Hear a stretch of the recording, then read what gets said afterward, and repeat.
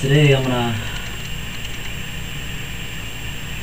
check and adjust the float bowl level.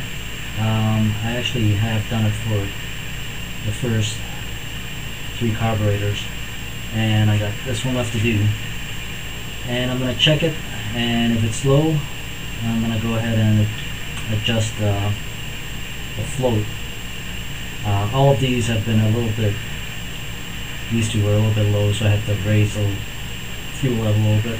Probably gonna have to do the same thing for this one. So I got my little clear tube level checker, and you've seen my videos, prior video before on how to do this. My prior video I didn't actually show how to do an adjustment, so I'm going to do that. First thing that's important is to make sure that the carburetors are level. Now, you've seen in my prior videos that I've made a rack out of wood. Actually, I added these 2 legs, so to speak, in case I want to flip this over and work on the bottom half of the carburetor in comfort. I don't know if you can see it in the video, but this rack is clamped onto a workmate bench. So I want to make sure it's level. Level this way, as you can see, the rack. But at the same time, you have to make sure it's level over here as well.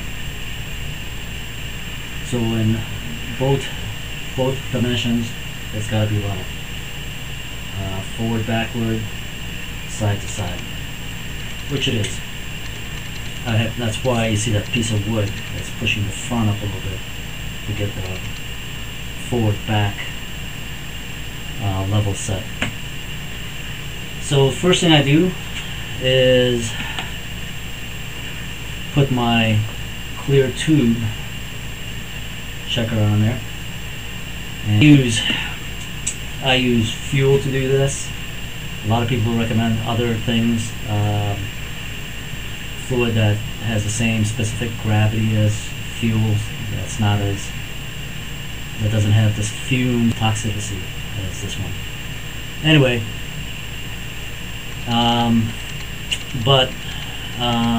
you could use mineral spirits, I guess. I've seen it suggested.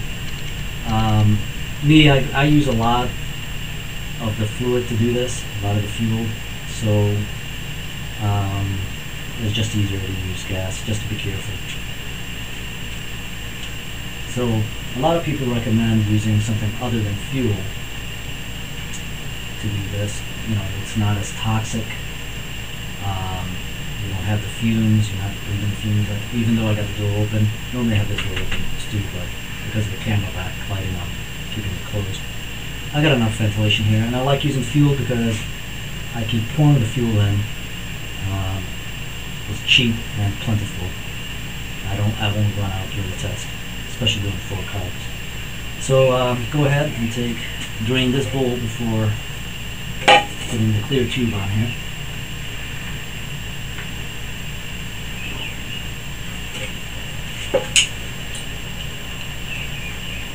And one thing to be careful, once this screw is completely out, it's going to shoot out. The fuel's going to shoot out, so you want to have something to catch that. So you might think you have the bowl right underneath. That's not going to work. You're going to be ready for the trajectory of the stream. Yeah. Okay, the drain is empty. And one thing I want to point out is I use a homemade fuel tank. It's a re-rack tank, and the way I shut off and turn on the fuel is by raising the fuel tank above the carburetors to turn them on, lowering the fuel tank below the carburetors to turn it off. That's my off on. I guess it would be simple to put a shut-off valve in line, but I haven't gotten that fancy. So here we go. Now it's a matter of taking the float bowl off. I use an Allen wrench. I got Allen wrench screws in there, bolts, whatever you want to call them.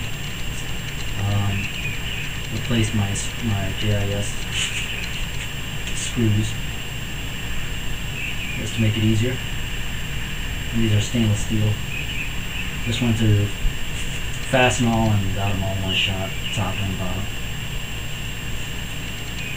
Okay. Should have checked it before I started taking the bowl off, so let me do that. Here's my line.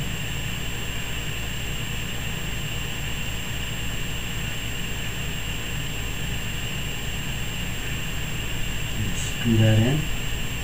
Okay, that's probably good enough. So right now, if I were to turn on the fuel,